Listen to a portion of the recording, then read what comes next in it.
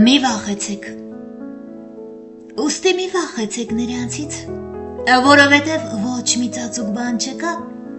որ չհայտնվի, և գաղտնիք որ չիմացվի։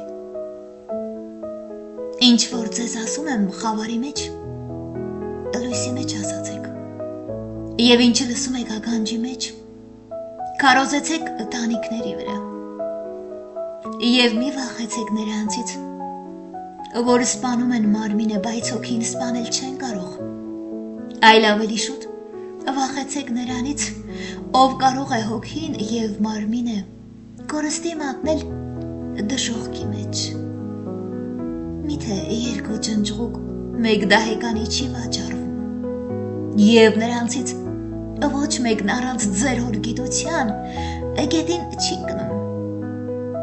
իսկ ձեր գլխի մազերն անգամ հաշված են։ Ուրեմն մի վախեցեք, քանի որ դուք շատ ջնջուղուկներից ավելի արժեքավոր եք։